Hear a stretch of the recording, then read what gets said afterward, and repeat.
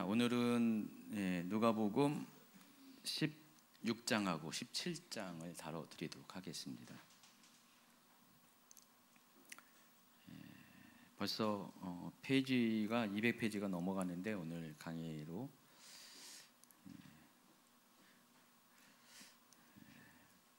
이달하고 이제 5월달 한 달 동안 누가복음 강의가 계속 진행되고요. 그리고 6월달에는 다시 구약으로 가서 민수기를 하게 될 겁니다. 그리고 나서 민수기 다음에 뭐 할 것 같아요? 신약성경에 딱 한 군데 남아 있는데 아직 안 한 계시록을 합니다. 그래서 계시록 때 몇 분이 저한테 엔타임 강의를 좀 다시 좀 해달라 그랬는데 계시록 때 엔타임 강의를 계시록을 가지고 지난번에 강의할 때는 계시록 일부를 막 뺐는데 이번에는 전체를 다 계시록 강해를 하기 때문에 엔타임 강의를 같은 성격으로 하도록 하겠습니다. 그래서 계시록 강의가 길기 때문에 중간에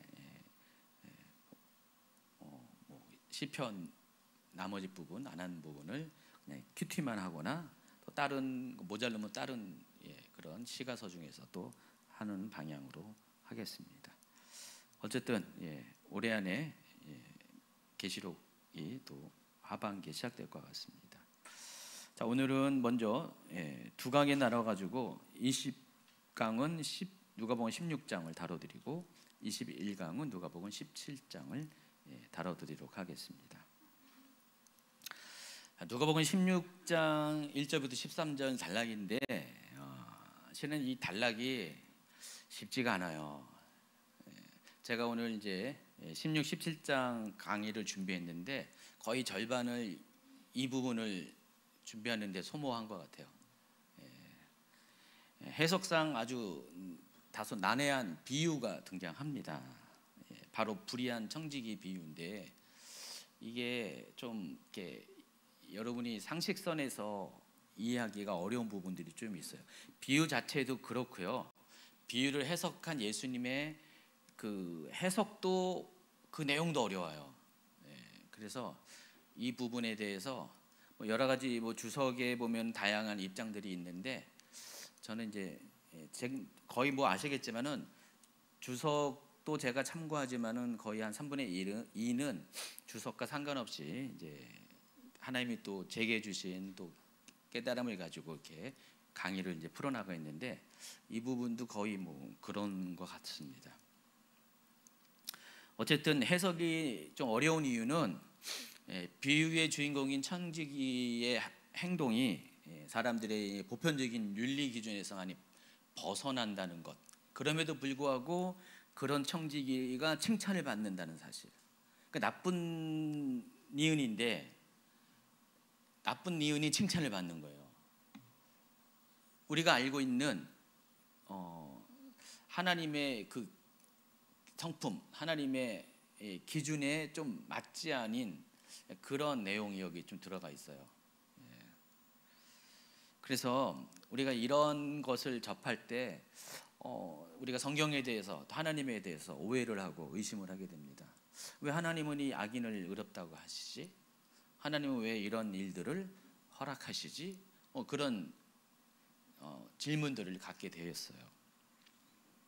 그래서 오늘 이 13절까지의 요 불의한 청지기에 관한 내용은 선하지 않은 행동을 한 사람에게 이 긍정적인 평가라는 성경에 대해서 우리가 과연 어떻게 이해하는가에 대한 숙제를 남겨줍니다.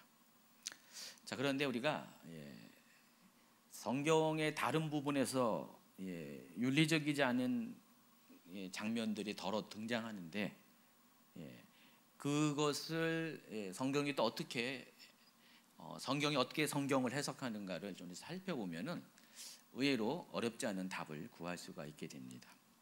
보통 이럴 때 이제 난해 구절이라고 하잖아요. 해석이 어렵다라는 그런 내용인데 이 성경에는 비슷하게 윤리적 문제를 가진 장면들이 더러 등장하는데 그 가장 대표적인 것이 사무엘상 15장에 나오는 아말렉과 관련된 하나님의 명령입니다. 사무엘상 15장 2절과 3절을 한번 읽어주세요.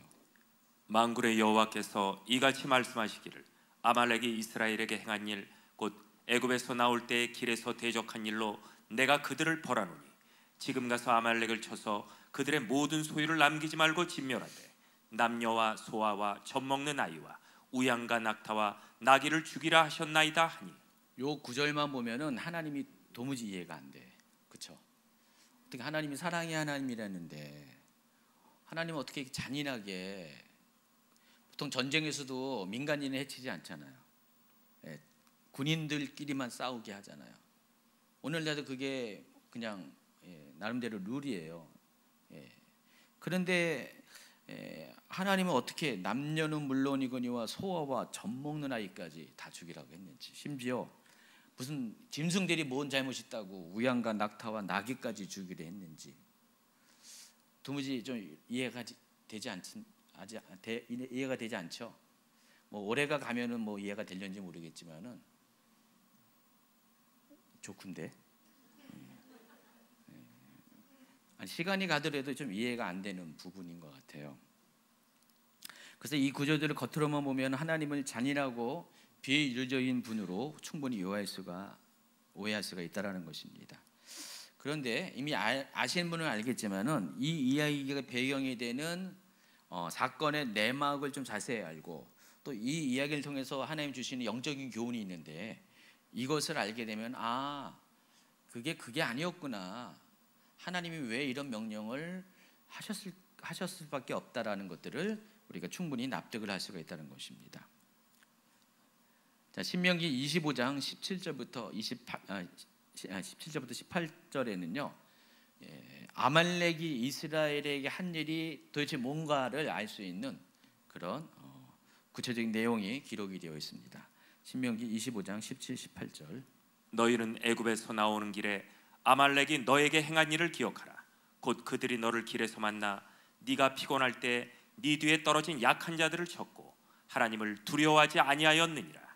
바로 이것 때문에 하나님께서는 사무엘상 15장 2절 3절에서 이 아말렉이 했던 요 일을 기억하고 이스라엘이 행한 그 기억하고 그들에게도 동일한 보응을 할 것을 명령을 하고 있다는 것입니다. 이스라엘이 이제 이집트에서 나올 때 무려 200에서 250몇 명입니다. 남자만 60몇 명이 넘으니까요. 엄청난 많은 인구였죠. 그 사람들이 과연 어떤 식으로 행군했을까요? 그러니까 행군을 위해서는 아무리 사람이 많아도요, 행군 폭이 있잖아요. 왜냐하면 광야의 길이라는 게 넓은 거 아니니까, 좁으니까. 그러니까 대략적으로 한 줄에 대여섯 명, 뭐 많으면 10명이 될 수가 있겠죠. 그 정도의 인원이 지나가고요. 그럼 꼬리가 엄청 길 것 같아요. 200만 명이 그런 대열로 쭉 가면은 최소한 수킬로 이상 행군 대열이 이렇게 진행이 될 겁니다. 여러분 이제 뭐 트레킹 할 때, 뭐 등산할 때 보시면 알겠지만은 잘 걷고 힘 있는 분들은 앞질러 가요. 그 시간이 점점 지나가면서 이렇게 잘 못 걷고 지친 사람들은 뒤에 처지게 되어 있습니다. 그렇죠? 그렇기 때문에 200만 명이 행군을 할 때 당연히 앞에 가는 사람은 힘이 있고 젊은 사람들이, 특히 남자들이 많이 앞질러 가고, 또 더군다나 남자들은 앞에 적을 만날 수도 있으니까 군대에 속한 사람들이 당연히 앞에 갈 수밖에 없어요. 그럼 점점 뒤로 갈수록 노약자들이 뒤로 밀려가지고 맨 뒤에는 어떻게 해요?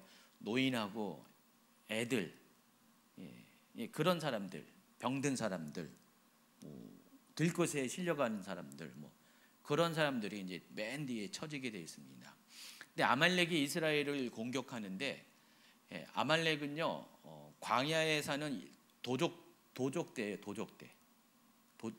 가지고 이 사람들은 먹고 살 게 없으니까 약탈을 통해서 이렇게 생존하는 그런 사람들입니다. 광야의 그런 도적인데, 이들이 어떻게 했냐면은 앞에 있는 강한 젊은 사람들, 군인들을 피해서 뒤로 가가지고요, 행군에 뒤로 가가지고 맨 꽁문에 있는 보호받아야 될 가장 약한 자들을 공격해서 그들을 죽인 거예요. 하나님이 이걸 보고 진노하신 거예요. 그러니까 이 사실 자체가 하나님의 성품에 맞지 않은 거예요. 하나님은 그래서 이 아말렉을 심판해야 되겠다라고 하나님이 결심을 하셨고, 때가 돼서 이스라엘 백성이 가나안 땅에 들어갔을 때 그때 사울 왕에게 명령하기를 그 아말렉을 이스라엘이 광야에서 행군할 때 이스라엘에게 행한 그 일 때문에 이제 때가 됐으니까 그들을 진멸할 것을 명하신 것입니다. 다른 민족 같은 경우는 젖먹이까지 이렇게 죽이라는 소리를 안 했는데, 여기 아말렉 같은 경우는 그와 같은 명령을 했다라는 것입니다.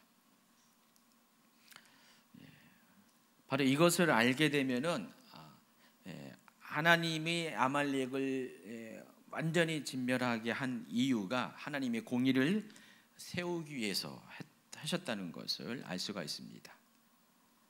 그런데 그것이 전부가 아니에요. 또 뭐가 있냐면은 아말렉이 영적으로 상징하는 것이 있어요. 자, 성경을 통찰하면은 아말렉이 상징하는 게 사탄입니다.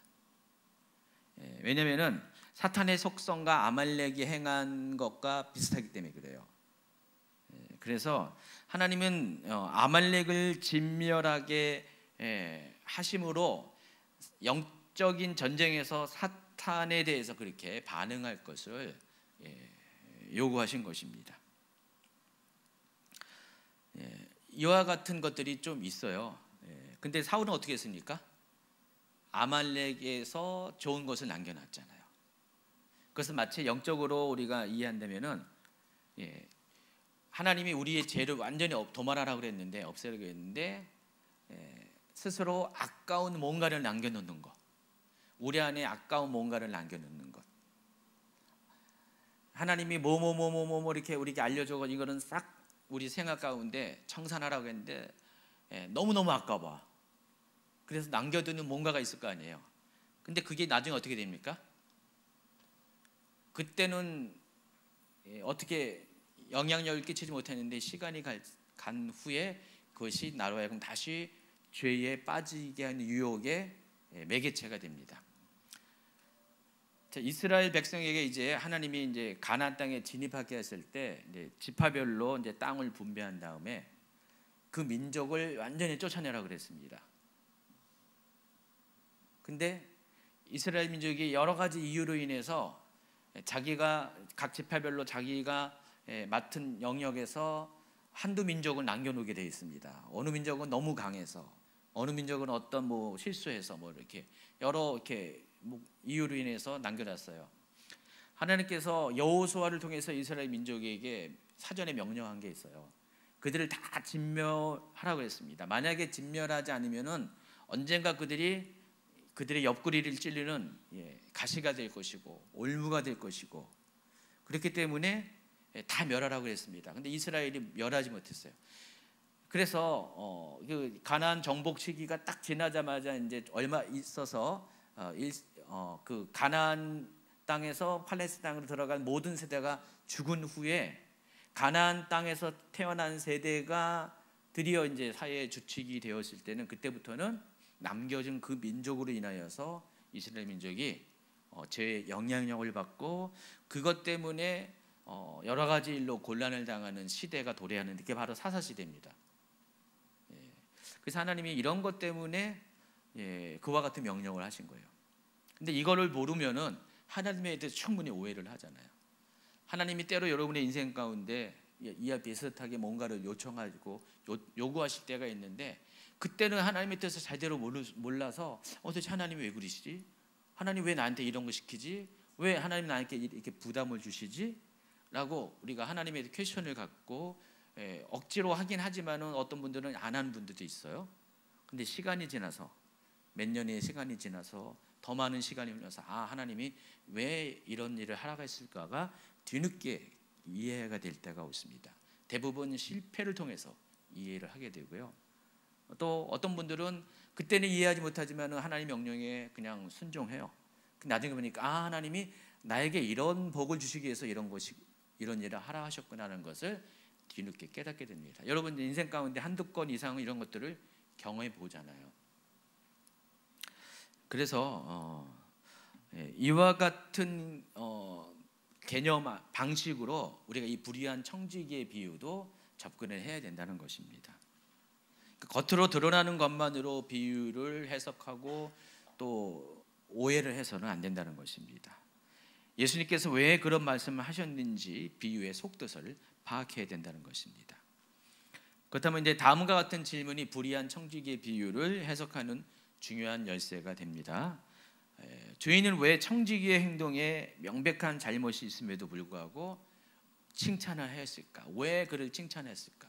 어떤 점 때문에, 무엇 때문에 그를 칭찬했을까? 이것을 알면은 이 불의한 청지기의 비유를 해석을 할 수가 있다는 것입니다.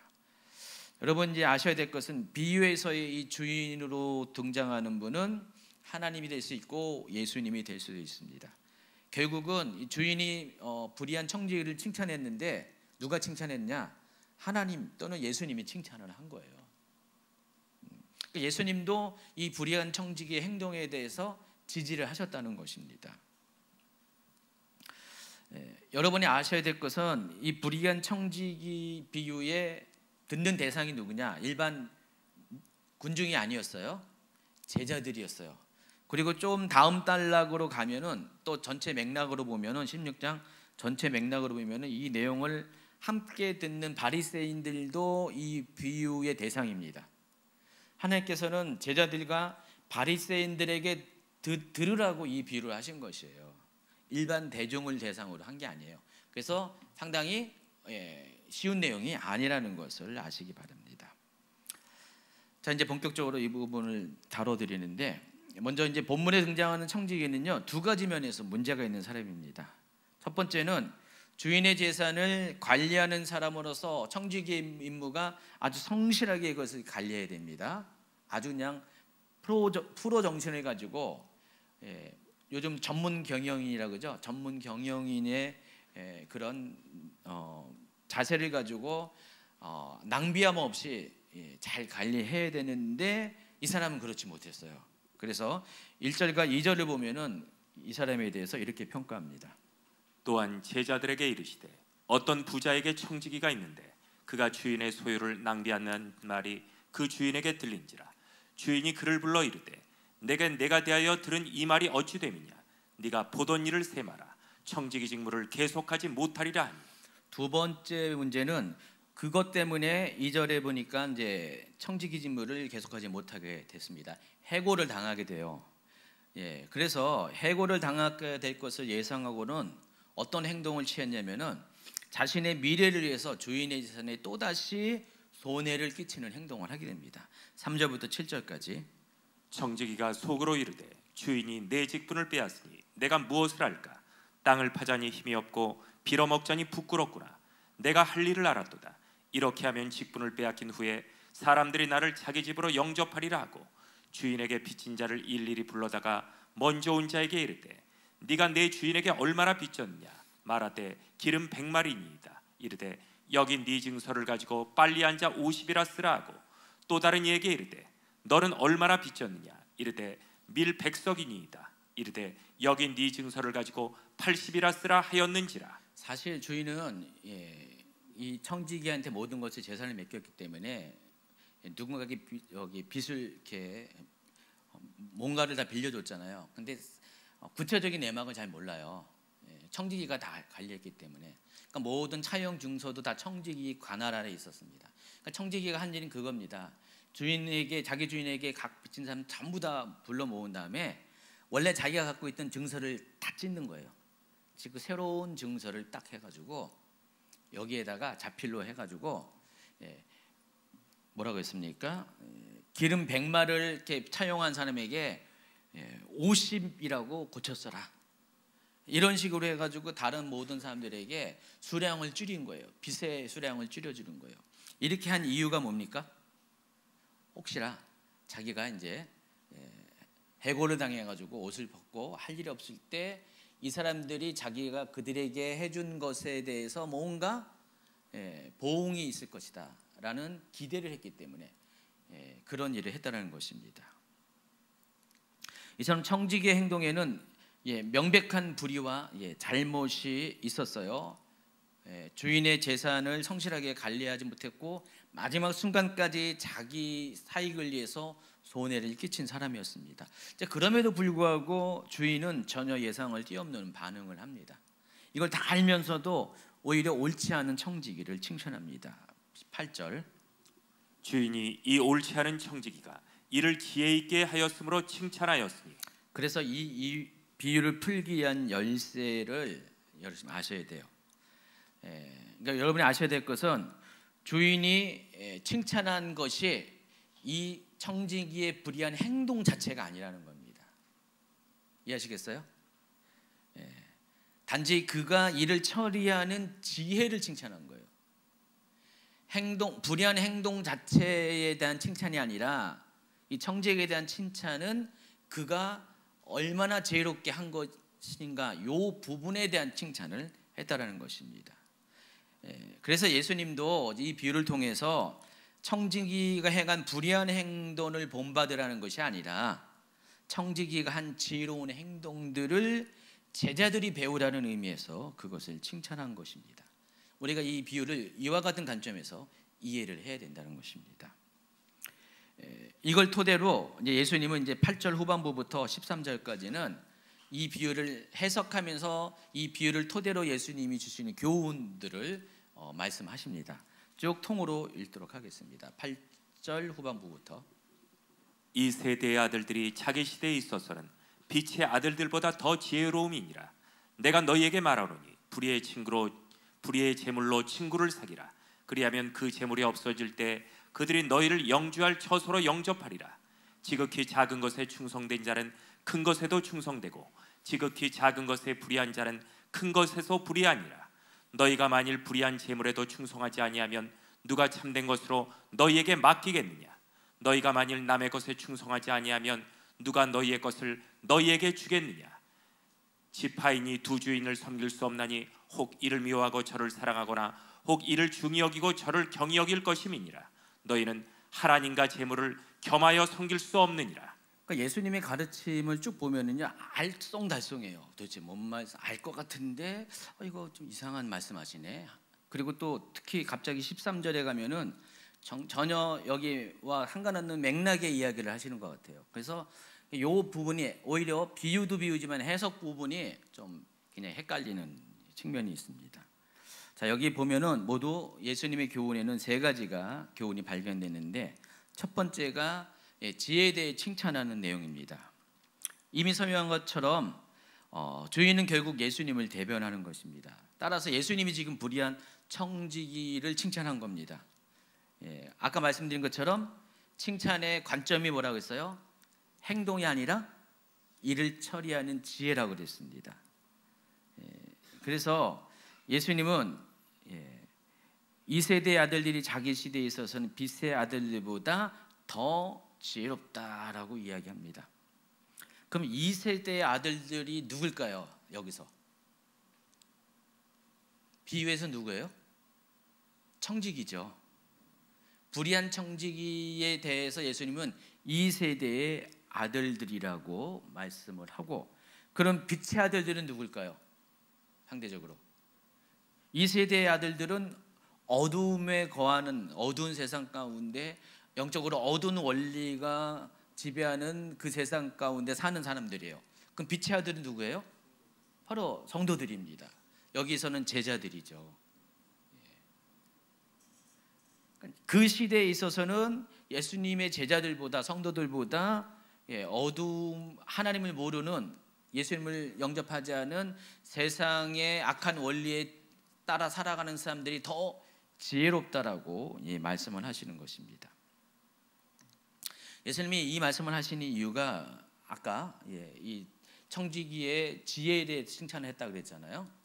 그와 연관이 있습니다.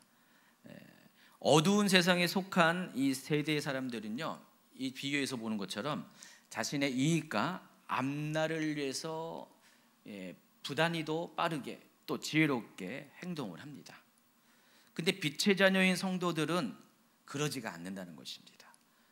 빛의 자녀인 성도들은요, 영원한 처소인 천국에 가야 되는데 그것을 위해서 지혜롭게 행동하고 열심히 행동하고 최선을 다해서 행동해야 됨에도 불구하고 지금 그렇지가 않다라는 것입니다. 지금 예수님은 제자들에게 이 말씀을 하면서 자 봐라, 하다못해 이 불의한 청지기도 자기의 앞날을 위해서 저렇게 지혜롭게 행동하는데 도대체 너희들은 지금 뭐 하고 있는 거야? 응? 너희들 지금 아둔하게 뭐 하고 있는 거야? 열심히 하지 않고 도대체 뭐 하고 있는 거야? 정신 차려. 지금 그 얘기를 하는 거예요. 지금 이 불의한 청지기 비유를 통해서 예수님은 그 얘기를 한다는 것입니다. 오늘 사실 여러분 오늘날 이제 보세요. 악한 사람이 있어도 악한 공동체에 있어도 악한 이념이 있어도 굉장히 열심과 지혜를 다하고 있다는 사실을 여러분 알지 못합니까? 가장 샘플로 이런 거 있죠.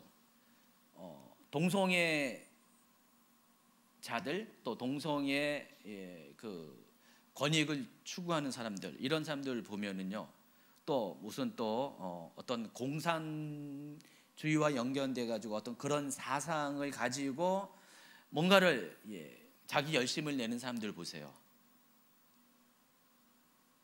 되게 지혜롭게 하지 않습니까? 엄청나게 단결해서 추진력을 가지고 하지 않습니까? 그와 반대로 만약에 그런 쪽에 이제 보수 좌파에 가깝다면은 반대쪽에 있는 사람도 어때요? 보수 쪽에 있는 사람들은요? 안 그래요. 좀 제 말이 뭔 말인지 이해하시겠죠? 악을 추구하는 사람은요 굉장히 아주 머리가 빨라요. 그리고 열심으로 해요. 그리고 자기들끼리 똘똘 뭉쳐. 근데 그렇지 반대쪽에 있는 사람들은 그렇지 않은 경우가 많이 있습니다. 여러분 우리 교회 다니는 사람들도 그래요. 교회 안 다니는 사람은요 정말 치밀하게 아주 머리를 쓰면서 단결해가지고 뭔가를 하는데 교회 다니는 사람들은 안 그래요.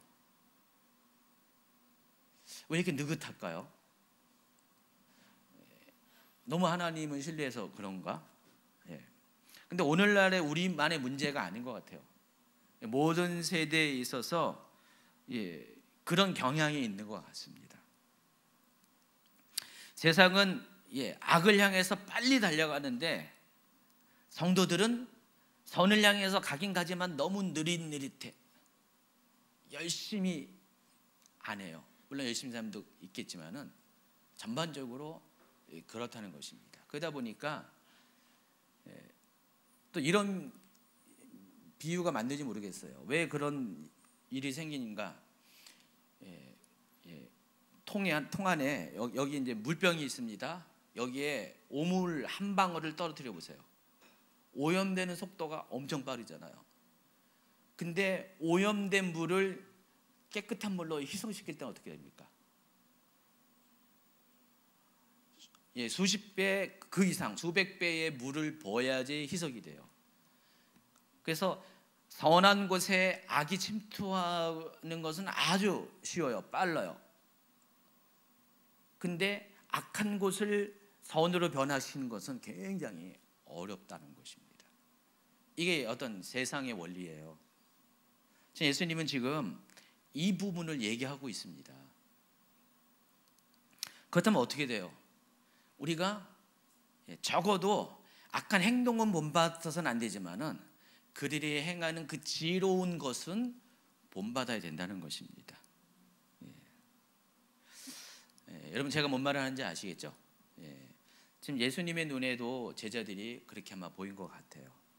근데 전체적인 맥락을 보면은 이제 또 더 추가적인 이야기가 이제 16장 전체를 보면은 또 나오겠습니다. 또 이제 9절로 넘어가면은요, 조금 더 구체적으로 어떻게 하는 것이 지혜로운 성도가 해야 될 일인지를 가르쳐 줍니다. 불의의 재물로 친구를 사귀라 그랬습니다. 이것도 좀 이해가 안 가잖아요. 불의의 재물을 우리가 친구 삼아? 이게 뭔 말이야?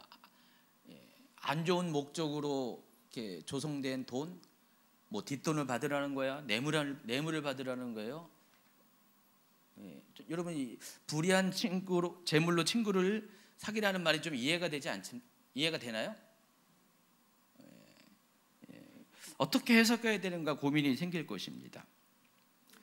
그런데 잘 생각해 보면은요, 예수님 왜 이 말을 하신지를 알 수가 있어요. 지혜로운 청지기에 대해서 칭찬한 것이 그의 지혜잖아요. 미래를 준비한 그 점에 대해서 예수님이 칭찬을 한 거죠. 자, 그러면 우리가 그 불의한 청지기에 배울 것은 미래를 준비하는 그 지혜잖아요. 빠른 걸음이잖아요. 민첩함이잖아요. 그럼 우리가 미래를 준비하는 방법이 뭘까요? 믿는 자들이, 예수님이 이미 누가복음 12장 33절에서 그 방법을 가르쳤어요. 구제하여 낡아지지 않은 배낭을 만들라고 그랬습니다. 바로 구제라는 행동이 천국에 보물을 쌓는 행동이라는 것입니다. 그래서 마태복음 6장 19절 이하의 내용과 같은 맥락의 이야기죠. 자기 보물을 하늘에 쌓아두는 삶을 사는 사람, 또 땅에 쌓아둔 사람을 비교하면서 결국은 땅 보물을 자기가 가장 귀하게 여기면서 하늘에 쌓아두는 삶을 사는데, 누가복음에서는 그게 뭐라고요? 구제라고. 제가 몇 번에 걸쳐서 이 부분을 여러분에게 리마인드 시켜줬습니다. 그래서 이 구제하여 낡아지지 않은 배낭은 곧 하늘에 둔 바 다함이 없는 보물이다. 도둑도 가까이 하는 일도 없고 좀도 먹는 일이 없는 안전한 창고다. 지금 그 얘기를 하고 있습니다. 믿는 자들은요, 이러한 같은 방식으로 자신의 미래를 준비하는 것입니다. 곧 구제를 통해서 하늘의 보물을 쌓는 행위를 한다는 것입니다. 그런데 구제를 하려고 해도 돈이 있어야지. 마음은 맞아, 그렇게 해야지. 마음은 이렇게 결심이 있는데 돈이 있어야지 구제를 하죠. 그게 문제잖아요, 여러분. 돈이 있으면 당연히 여러분 구제를 하는데, 근데 크리스찬의 특징 중에 하나가 돈을 불의하게 여긴 그런 사람들이 많이 있어요. 돈을 불의하게 여겨요. 근데 여러분, 실은 이 돈이라는 것은, 세상의 재물이라는 것은 엄밀히 따지면은 이제 객관적인 존재예요. 누가 어떻게 사용하냐에 따라서 용도가 결정되는 것인데, 일반적인 경우를 보면은 이 돈은 대부분 불의한 쪽에 속해 있어요. 그러니까 이 세상의 재물을 통해서 우리가 욕심을 내서 잘못하고 죄를 짓는 경우가 대부분 많이 있잖아요. 그러니까 믿는 사람들, 특히 경건하다고 생각하는 사람들, 하나님밖에 모른다고 생각하는 사람들은 재물을 가까이 하는 걸 싫어해요. 실제로요, 그런 사람들은 세상과 단절해가지고요, 물질 세계와 단절해가지고 금욕적인 삶을 삽니다. 수도원에 들어가거나 뭐 아예 소유를 안 하겠다, 청빈을 내세워요. 역사적으로 그런 분들도 많이 있어요. 근데 그것만 알아서는 안 된다는 것입니다. 지금 예수님은 그것이 전부가 아닌 것을 말씀하시는 거예요. 그렇게 사는 것이 자신의 순결을, 거룩함을, 영적인 순결을 지킬 수는 있을런지는 모르지만은 누군가를 구제할 수 있는 기회를 스스로 버리는 사실이라는 것도 동시에 기억하라는 것입니다. 12장 33절과 오늘 좀 전에 오늘 본문이 16장 9절에서 말하고자 하는 바는 그겁니다. 구제는 사람으로 하여금 천국에 인도하는 통로가 된다는 것입니다. 여러분, 이게 문장을 보시면은요, 불의의 재물로 친구를 사귀라, 그리하면 그 재물이 없어질 때에, 그 재물을 가지고 계속 우리가 사용할 때 결국은 너희를 하여금 영주할 처소, 영주할 처소가 뭐예요? 영원히 거주할 처소가 천국이잖아요. 천국으로 너희를 인도할 것이다, 영접하게 할 것이다. 비록 불의한 재물이지만 그거를 계속해서 사용해서 구제라는 방식으로 사용하면은 결국은 그 영혼이 구원을 받게 될 것이다 라고 이야기하는 것입니다. 누가복음 12장 33절은 거의 같은 맥락이에요. 그럼 이것만 딱 보면은 어때요? 구제를 하면은 천국 가는구나, 또 이런 오해를 할 수가 있어요. 자칫 행위 구원을 말하는 것으로 이해될 수가 있습니다. 그런데 지금 만약에 이것을 일반 무리들이 들으면 그렇게 충분히 오해할 수가 있는데, 여기 듣는 대상은 제자들이잖아요. 이미 구원받았고 이미 예수님에 대해서 알고 예수님이 말하는 것이 뭔 말인지 속도까지 어느 정도 파악할 수 있는 나름대로 성장한 사람이에요. 성숙한 사람이에요. 이런 사람들을 대상으로 이 말을 하신 거예요. 그렇다면은 예수님이 말씀하신 게 구제가 구원의 전제 조건이라는 것이 아니라는 것을 이들도 알 거예요. 그래서 예수님은요, 이 말을 통해서 목적하시는 바가 있다는 것입니다. 이미 그리스도이신 예수님을 영접한 구원받은 사람들은 그 구원받은 사실을 전제로 하나님의 뜻인 궁유를 베푸는 일, 또 구제하는 일을 할 것을 예수님이 지금 강조하고 있는 것입니다. 구원은 전적으로 예수님의 보혈로 우리가 구원받는 겁니다. 하나님의 은혜로 말미암은 예수님의 그 십자가 공로로 우리가 구원을 받는 것입니다. 이미 우리는 그렇게 구원을 받았어요. 그런데 하나님의 뜻은 뭐냐?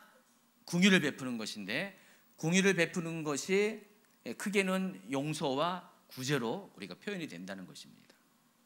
근데 우리가 용서는 할 수 있잖아요. 돈이 없어도 할 수 있는데, 구제는 반드시 뭐예요? 돈이 있어야 해요. 근데 나는 불의한 재물이 싫어 라고 하면서 돈을 멀리해. 가난한 자가 굉장히 많은데 돈이 없어서 구제를 못해. 이건 굉장히 어리석은 거고 지혜롭지 못한 행동이라는 것입니다. 재물은 불의하다 할지라도 그 불의한 재물을 가지고 구제를 하는 것이 지혜로운 사람이라는 것입니다.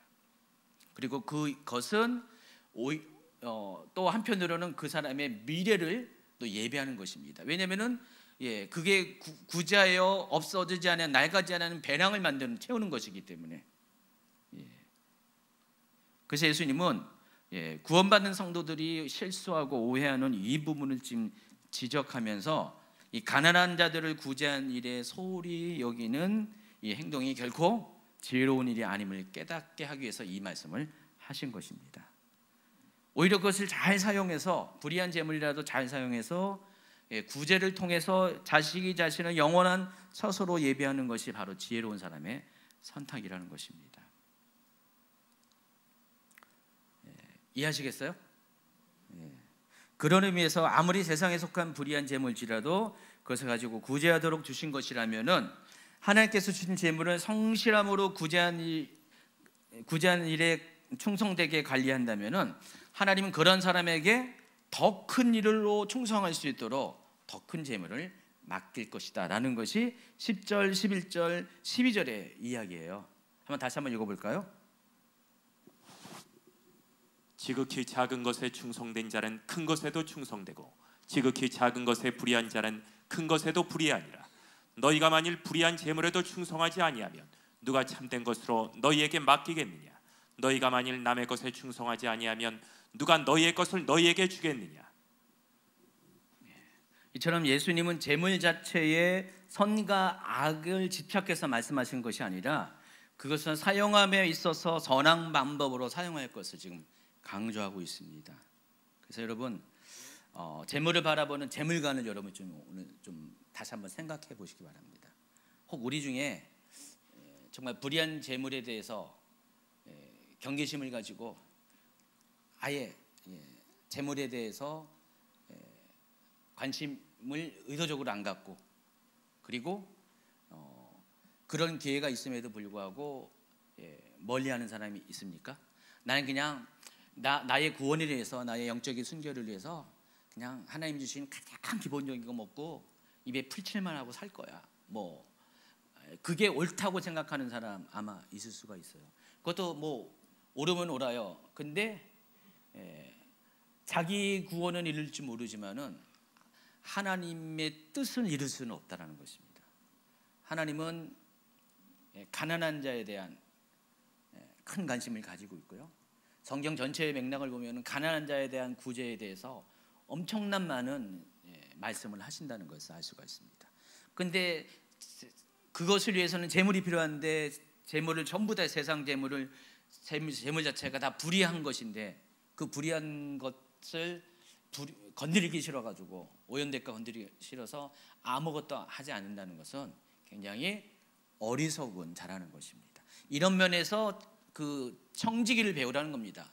청지기의 지혜를 배우라는 것입니다. 근데 예수님은 또 여기서 끝난 게 아니라 결론이 13절이에요. 다시 한번 읽어주세요.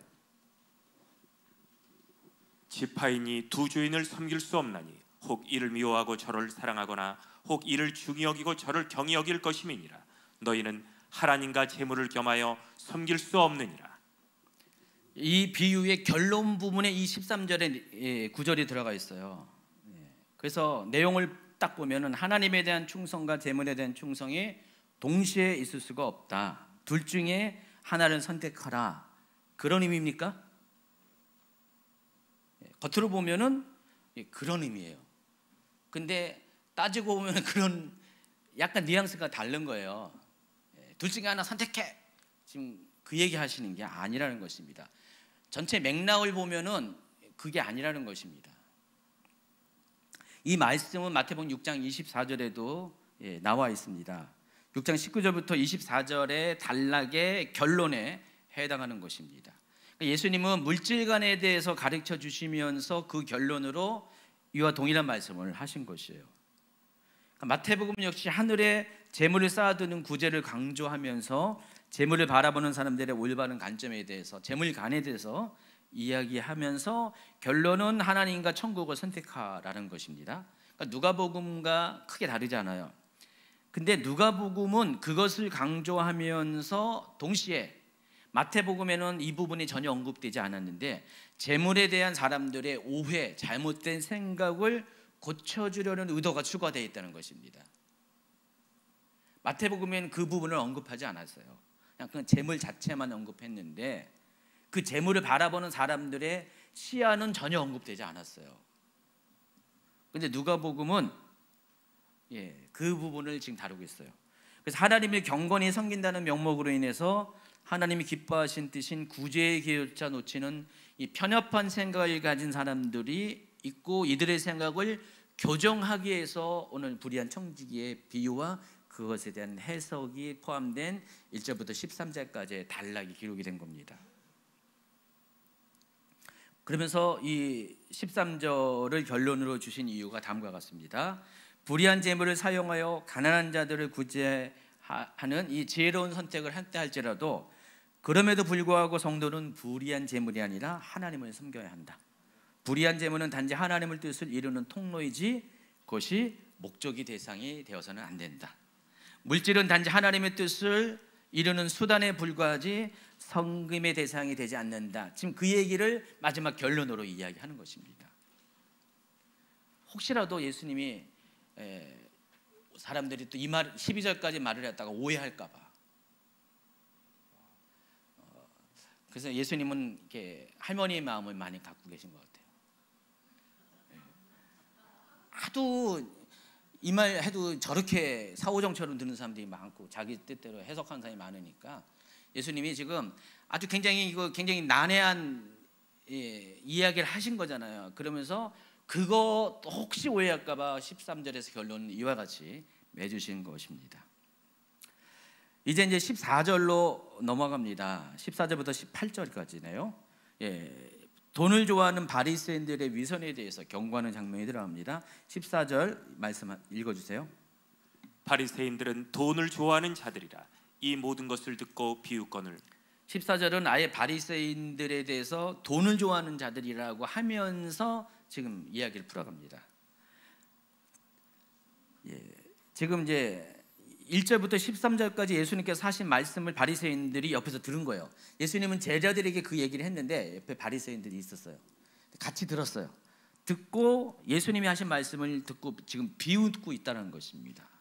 헤이 참 저런 쓸데없는 말을 하면 막 이런 식으로 얘기하는 거예요. 말도 안 되는 말을 하고 있네 하면서 지금 바리새인들이 혀를 차면서 비웃고 있다는 것입니다. 그들이 비웃은 이유는 돈에 대한 관점이 예수님과 다르기 때문에 그렇습니다. 특히 13절에 와서 하나님과 재물을 겸하여 섬길 수 없다라는 이 결론을 듣고 바리새인들은 비웃은 거예요. 왜냐하면은 자기들은 동의하지 않으니까. 당시 바리새인들이 좀 잘 살았대요. 서민 이상의 중산층 이상의 삶을 살았어요. 바리새인들이. 바리새인들은 어떻게 생각했냐면은 자기는 율법적으로 하나님을 정말 잘 섬기는 모범적인 사람이다. 율법을 지키지 않는 누구 저 인간들 여기 그런 인간들 죄인들하고 나는 다르다. 저 세리와도 다르고 저런 율법 안 지키는 인간들하고 나는 다르다. 항상 자부심이 있었어요. 동시에 또 다른 뭐가 자부심이 있냐면은 내가 그렇기 때문에 하나님이 나를 축복해 가지고 내가 이 정도로 잘 살고 있다. 그런 생각을 했다는 것입니다. 그러니까 예수님의 이 말을 들었을 때 바리새인은 어떻게 생각했냐면은 그거 아닌데 하나님과 재물을 동시에 다 그거 누리고 살 수가 있는데 아니 뭐 이 사람은 이상한 소리 하네 하면서 지금 예수님의 말씀의 결론 부분을 듣고 지금 예수님의 말씀을 비웃었다는 것입니다. 그래서 예수님의 가르침은 현실과 맞지 않는 이상주의자의 주장이라고 생각해서 비웃은 것이에요. 예수님은 그런 바리새인들에게 다음과 같이 지적합니다. 15절 예수께서 이르시되 너희는 사람 앞에서 스스로 옳다 하는 자들이나 너희 마음을 하나님께서 아시나니 사람 중에 높임을 받는 그것은 하나님 앞에 미움을 받는 것이니라. 말씀드린 것처럼 바리새인들은 평소 자신들이 율법의 수호자라고 생각했고 그래서 율법을 모르는 사람들에 대해서 무시하고 그들보다 자기들이 높은 사람이라고 스스로 평가하는 그런 행동을 하고 있었습니다. 예수님은 그들의 이러한 생각을 하시고 이러한 행동이 하나님 앞에 교만한 것이고 미움받을 행동이라고 지적하십니다. 그러면서 16절에는요 더 나아가서 이런 말씀하세요. 율법과 선지자는 요한의 때까지요 그 후부터는 하나님 나라의 복음이 전파되어 사람마다 그리로 침입하느니라. 여러분 율법과 선지자는 뭘 가리키죠? 복음서에서 율법과 선지자라고 하면 여러분 다 아셔야 되잖아요. 바로 구약 성경을 가리킵니다. 왜 율법과 선지자냐면 율법서와 선지서를 말하고 이것은 하나님이 주신 거예요.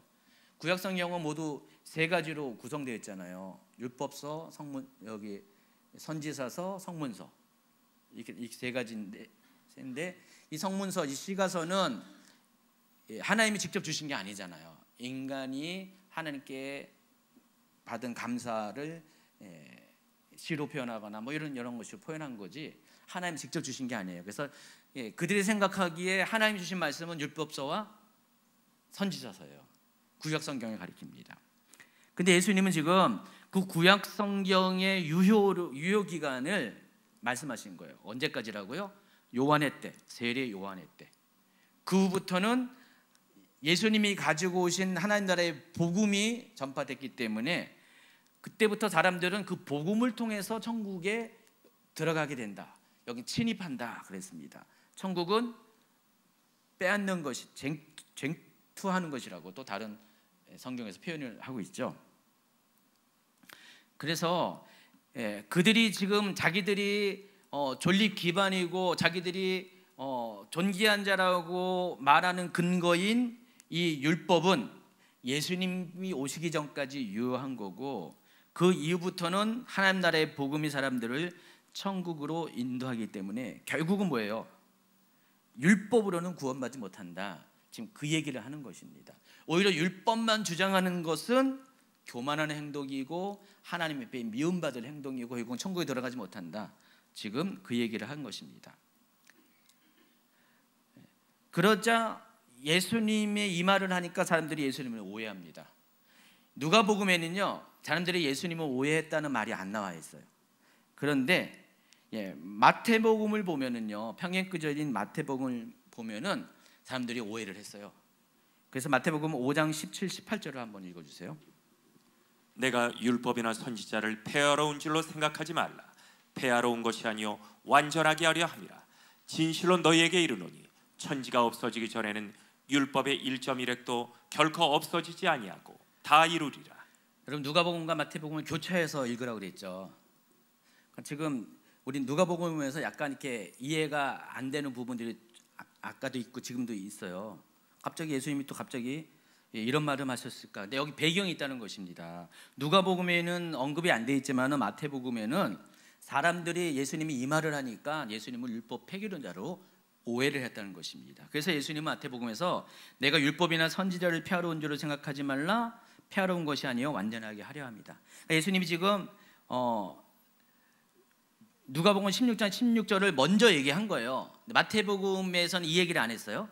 그러니까 누가복음에서는 율법과 선지자는 요한의 때까지요 그로부터는 하나님 나라의 복음이 전파되어 사람마다 그리로 침입하니라 라고 해놓고 마태복음에서는 그 다음 구절이 나온 거예요. 내가 율법이나 선지자를 폐하러 온 줄을 생각하지 말라, 폐하러 온 것이 아니요 완전하게 하려 합니다. 이 말씀하시고 마태복음 5장 18절 말씀과 오늘 누가복음 16장 17절의 말씀이 같은 내용으로서 이 말을 하신 거예요. 이해하시겠어요? 구절이 지금 3개의 구절이 있는데 누가복음에서는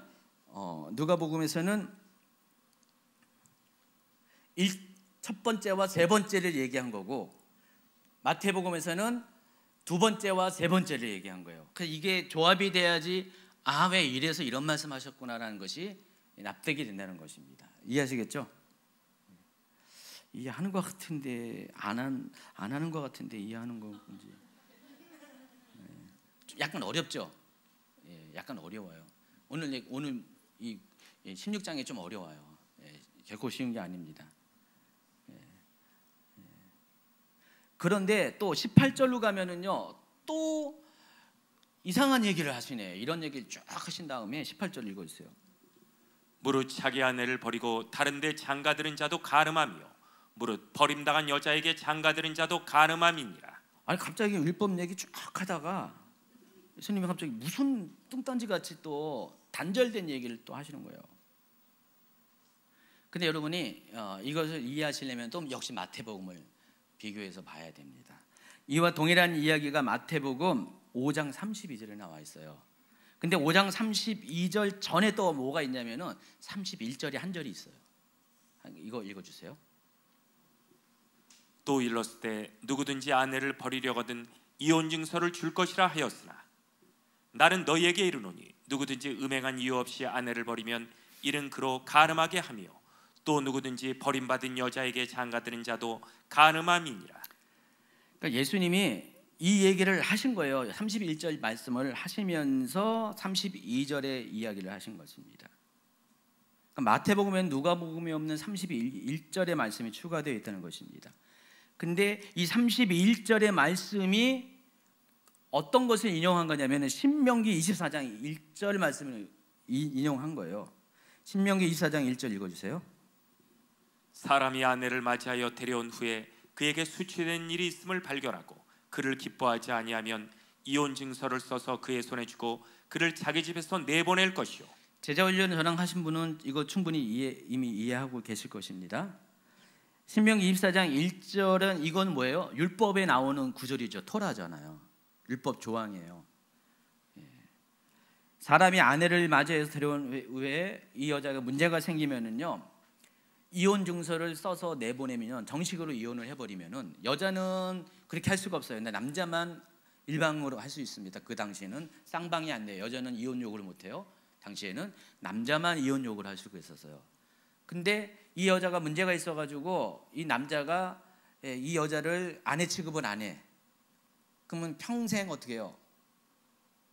그냥 남편 사랑 받지 못하고 외롭게 늙어갈 수가 있잖아요. 그렇기 때문에 그럴 바에야 아예 이혼 증서를 써보내서 내보내면은 이 여자가 다른 남자 만나서 결혼하면은 뭐 뒤늦게 행복하게 살 수 있지 않는가. 그러니까 여자를 배려하기 위해서 하나님이 이 부분에서 이혼을 조건적으로 허락한 거예요. 그런데 점점 시대에 갈수록 사람들이 이것을 악용해서 어떻게 했다고 했죠? 아내가 살다가 늙고 병들고 뭐 싫으면은 아내를 버리고 다른 젊은 아내를 맞이하기 위해서 그냥 이혼 증서를 남발하는 거예요. 아내가 잘못한 일도 없는데 이혼 증서를 남발해가지고 막 내보내는 거예요. 그러면 이 여자는 눈물을 흘리면서 나갈 수밖에 없잖아요. 이런 일이 비일비재하는 거예요. 그러니까 예수님은 이러한 것들을 바로잡고자 누구든지 음행한 이유 없이 아내를 버리면 고로 하여금 간음하게 한 거다. 또 그런 여자와 결혼한 또 다른 남자도 동시에 간음한 거다. 이런 일을 하지 말라라고 지금 이렇게 율법을 풀어주신 거예요. 제 해석을 해주실 것입니다. 이게 누가복음 16장 18절의 이야기예요. 그러면은 이 18절은요, 지금까지 한 말의 결론이 아니라는 것을 알 수가 있습니다. 율법의 한 획이 떨어짐보다 천지가 없어짐이 쉬우리라.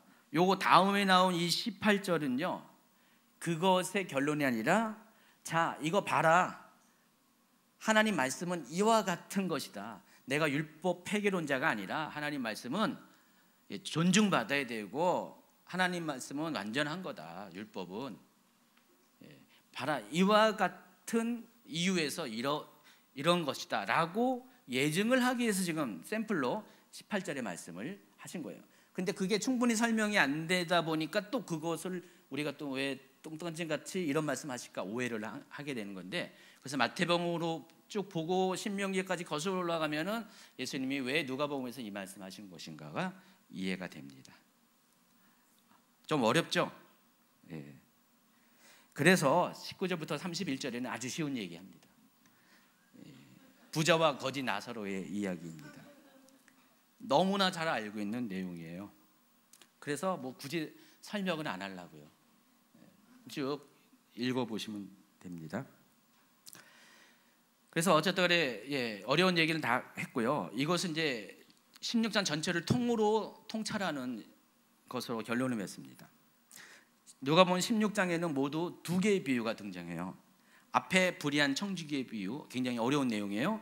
또 그냥 읽지도 않고 지나간 아주 뒤에 내용이 더 많지만은 부자와 거지 나사로의 비유, 이게 양쪽으로 포진되어 있어요. 그리고 가운데 뭐가 있냐면은 바리새인에 대한 이야기가 들어가 있어요.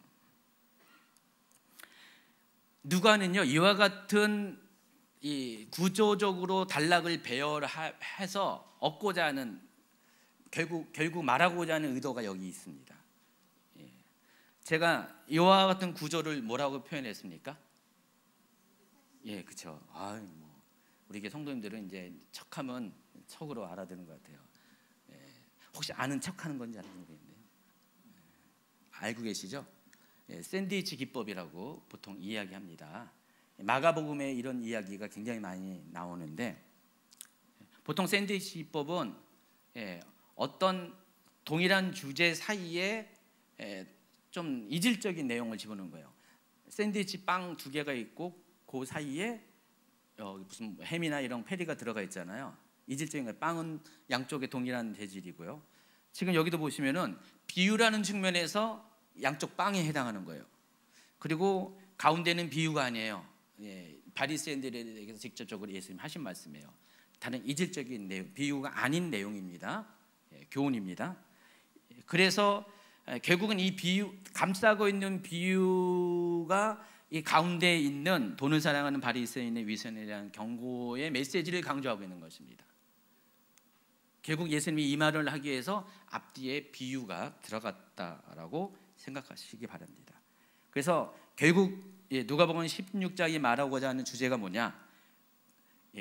돈, 재물, 부의 위험성을 경고하고 구원을 위해서는 우리가 올바른 재정을 사용할 것을 이야기하고자 지금 16장 전체가 기록이 된 겁니다. 바리새인들은 아까 뭐랬어요? 돈을 사랑하는 사람이라고 그랬습니다. 돈을 좋아하는 사람이란 것입니다.